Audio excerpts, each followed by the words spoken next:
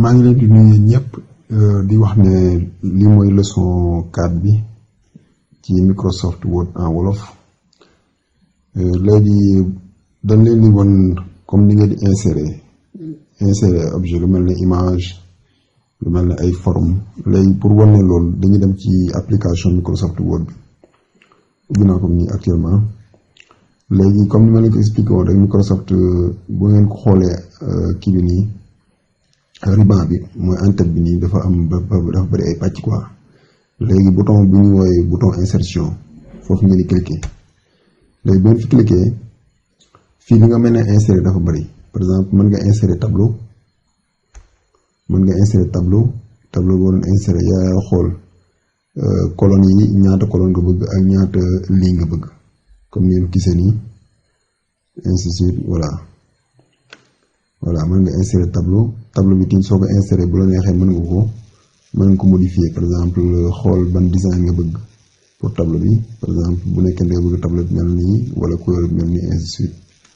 yaa xool li la arrangé quoi léegi loolu mooy insertion tableau bi su ñëwee fii tableau après tableau mën ngeen insérer li ñuy wax image tamit moom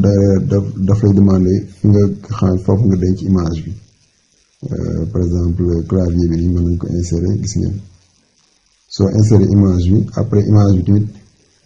image bi boo ko insérer day am benn bouton boo xam ne day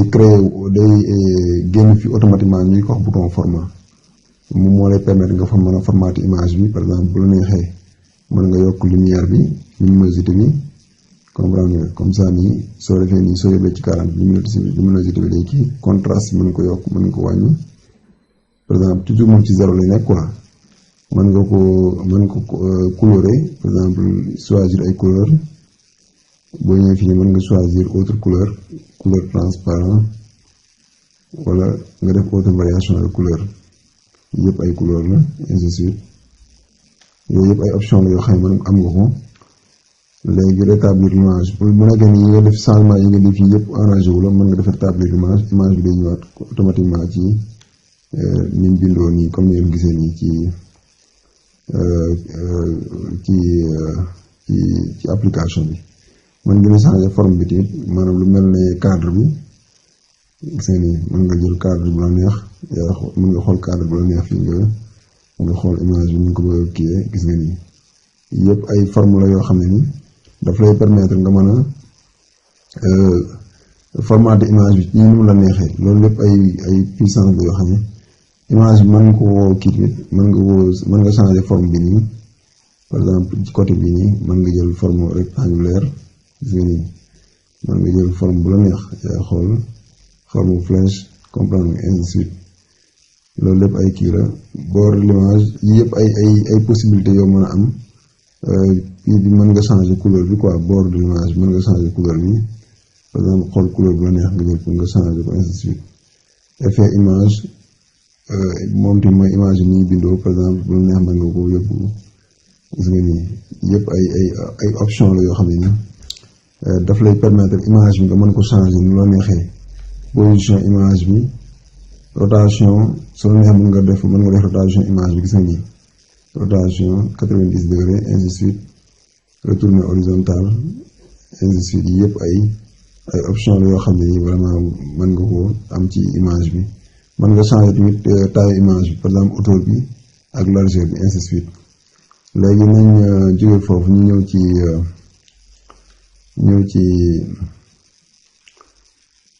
ñëw ci insérer kii clip art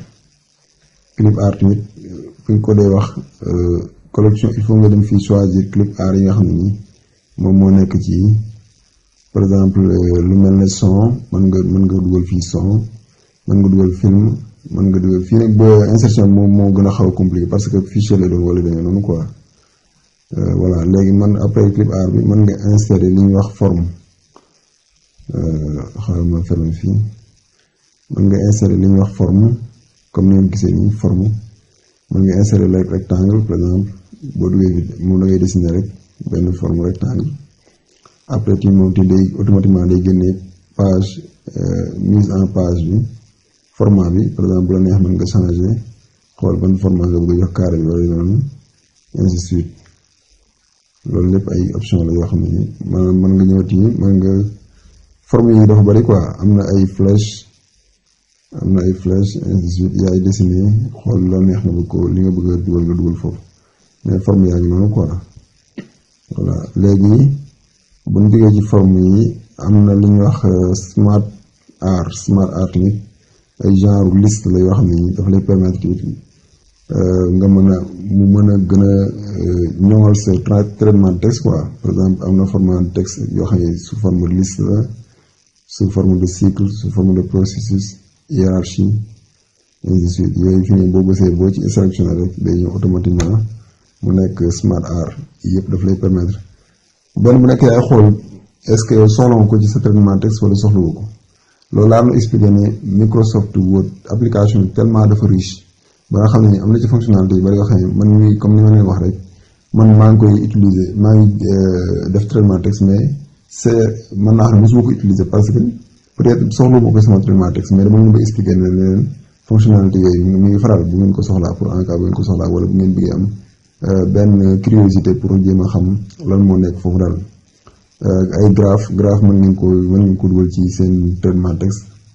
ay graphe par exemple gis nga ni boo ngeen cliqué graphe day ñëw ci traitement texte bi ainsi de suite yooyu yëpp ay kii la yoo xam ne daf lay permettre nga mën a gën a kii sa traitement texte nga gën a mën a perfectionner traitement texte bi nga def su nekkee ne soxla nga ko daal. lien hypertexte yëpp ay loo mën a insérer la. signette mooy pour signature. renvoi en-tête mën nga ko dugal ci kii bi par exemple mën ngay dugal fi benn en-tête mën nga yokk fi benn en-tête par exemple boo doon commencé ba neex ma nga yokk benn en-tête ainsi de suite après nga bind fi dara soo la neex nga bind fi en-tête wala yaa xool lay neex nga bind foofu en-tête ainsi de suite. voilà mën nga dugal foofu en-tête mën nga cliquer mën nga fi dugal tamit li ñuy wax kii xaaral ma fermer en-tête bi mën nga fi insérer li ñuy wax pied moom toujours ci suuf lay nekk pied ci suuf lay nekk par exemple mën nga jël fi benn sélectionné nga pied après nga tapé yaa xool la neex mën nga jël fii pied lépp exemple laa ñu woon rek pour woon leen li ngeen mën a yokk li ngeen mën a dugal fii bari na quoi ainsi de suite. voilà léegi pied bi soo neex mën ko danga ko fermer quoi soo bëggee mu dañ ngay cliquer foofu fermer le pied voilà ainsi de suite. léegi zone de texte mën nga ko dugal tamit zone de texte moom benn genre kii la boo bëggoon insérer benn texte boo xam ne day am benn rectangle bu ko encercler da ngay cliquer fii rek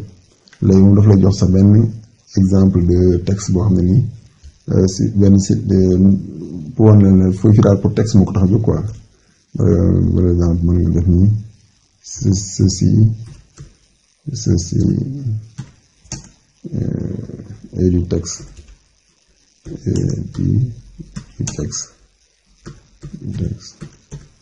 voilà ainsi de suite loolu exemple la quoi. voilà donc mi ngi noonu texte clic par yi moom ay kilo yoo xam ne mën nga ko insérer